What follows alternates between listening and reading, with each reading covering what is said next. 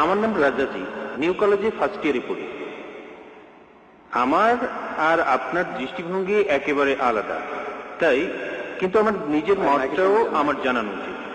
আপনি বললেন কৃষ্ণের 16,000 স্ত্রী ছিল, আমরা মুসলমানরাও 4টা বিয়ে করতে পারি। এতে একথাই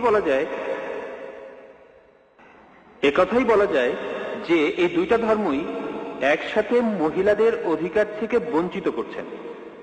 আপনি বললেন যে হয়তো বলতে পারেন মানুষ আসলে খুব আকর্ষণীয়, তবে এটা ব্যক্তিগত দৃষ্টিভঙ্গি।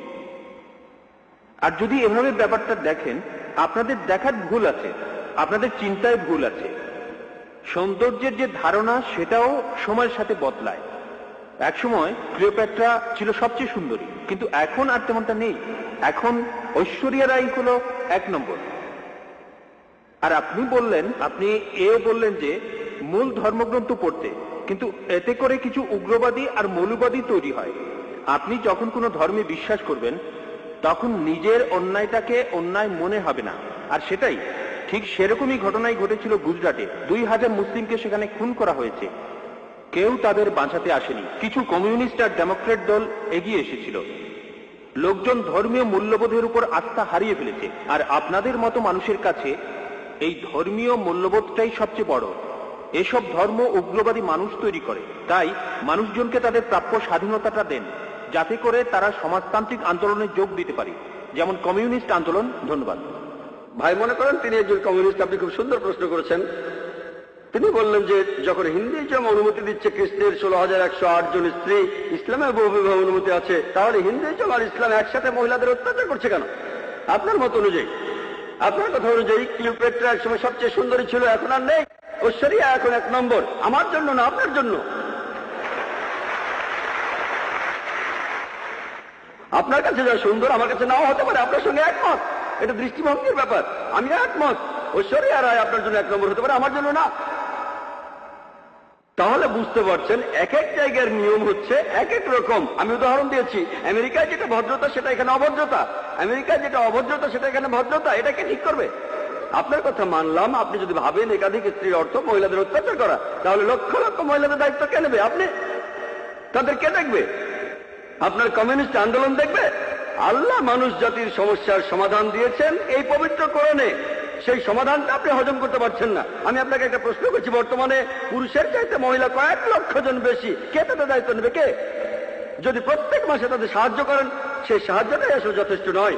পুরুষ আর মহিলার প্রাকৃতিক নিয়মের কিছু জৈবিক চাহিদা থাকে।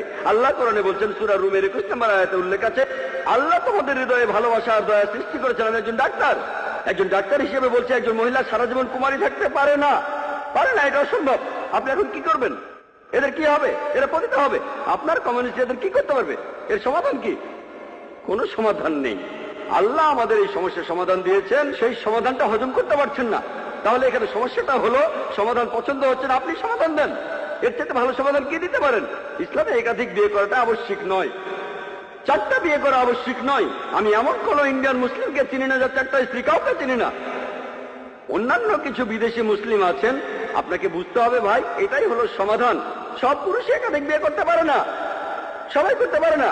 তবে কিছু মানুষ স্ত্রীদের সুবিচার করতে পারে, আল্লাহ তাদের অনুমতি দিয়েছেন।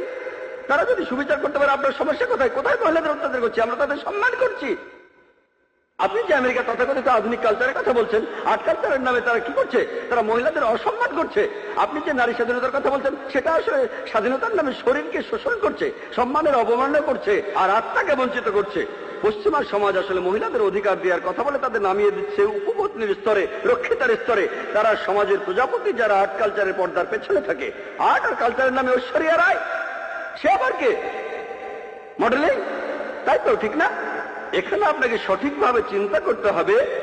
আমরা মাকে বিক্রি করতে চাই না, আমরা বোনকে বিক্রি করতে চাই না। আপনি চাইলে তা করেন। একটা অ্যাডের কথা শুনেছিলাম, আগের লেকচারে আমি বলেছিলাম, BMW। এক লোক বলছিল খুব বিখ্যাত অ্যাড, BMW নাম শুনেছেন? খুব দামি গাড়ি, মার্সিডিজ বেঞ্চের সঙ্গে কম্পিটিশন করে। সেই অ্যাডে বিকিনি পরা একটা মেয়ে গাড়ির সামনে দাঁড়িয়ে আছে, এখনই চালানো শুরু করুন। মেয়েটাকে না গাড়িটাকে? আপনারা কি করছেন? কমিউনিজমের কথা বলে, মহিলাদের অধিকারের কথা বলে আপনাদের মা বোনকে বিক্রি করছেন, আপনাদের মা বোনকে বিক্রি করছেন। আমরা মুসলিমরা এটা করতে চাই না, আমরা এটা করতে চাই না। আমেরিকাতে আপনি রক্ষিত রাখতে পারেন 5, 10, 20 কেউ কিছু বলবে না। আর কমিউনিজমে রক্ষিত রাখার নিয়ম আছে, একাধিক স্ত্রী থাকলে সমান অধিকার দিতে হবে, অবিচার করতে পারবেন না, সম্মান করতে হবে, সম্পদের ভাগ দিতে হবে। এটা আপনারা হজম করতে পারছেন না। কে মহিলাদের ছোট করছে, আমি না আপনি? আর আমেরিকাতে, পৃথিবীর সবচেয়ে উন্নত দেশে, আমেরিকানরাই বলে যে ইসলাম মহিলাদের ছোট করে দেখে। আপনি কি জানেন পৃথিবীতে যতগুলো প্রধান ধর্ম আছে ইসলামের অনুসারী বাড়ছে সবচেয়ে বেশি হারে। যে লোকগুলো ইসলাম গ্রহণ করছে তাদের 3 ভাগে 2 ভাগে মহিলা। ইসলাম যদি মহিলাদের ছোট করে তাহলে আমেরিকান মহিলারা ইসলাম গ্রহণ করছে কেন? আমেরিকান পুরুষরা কেন ইসলাম গ্রহণ করছে? কে ডক্টর আবু আমিনা বিলাল ফিলিসকে ইসলাম গ্রহণে বাধ্য করেছিল? ভাই আব্দুর রহিম গ্রিনকে কে জোর করেছিল? কে? যারা ইসলাম গ্রহণ করছে তাদের 3 ভাগে 2 ভাগই মহিলা, তারাও ইসলাম গ্রহণ করছে। কেন? ইসলাম যদি মহিলাদের ছোট করে তাহলে কেন তারা মুসলমান হচ্ছে? কারণ তারা জানে ইসলাম মহিলাদের নিরাপত্তা দেয়, মহিলাদের সম্মান দেয়। এই নিরাপত্তাটা থাকলে আপনাদের উদ্দেশ্য সফল হবে না, এদের দিয়ে আপনারা টাকা কামাতে পারবেন না। পলিটিশিয়ানরা যেমন ডিভাইড অ্যান্ড রুলের নীতি মেনে চলে, আর্ট আর কালচারের লোকেরা তেমনি মহিলাদের অধিকারের কথা বলে। বিউটি কন্টেস্ট, কসমেটিক্স বিক্রি করা হচ্ছে, তারা এভাবে কোটি কোটি ডলার কামাচ্ছে। আপনি জানেন বিউটি কন্টেস্ট কি জন্য? এই বিউটি কন্টেস্টের নামে তারা কোটি কোটি ডলার কামাচ্ছে। আর এরা যেহেতু কোটি কোটি ডলার কামাচ্ছে, অন্যান্য সব লোকজনও সেটা দেখছে। তাহলে বুঝলেন ভাই, আমরা আমাদের মা বোনদের লোকজনের সামনে সাজিয়ে দেখাতে চাই না। তাদের সম্মান করি, তাদের ভালোবাসি, তাদের শ্রদ্ধা করি। আমরা মহিলাদের ছোট করি না।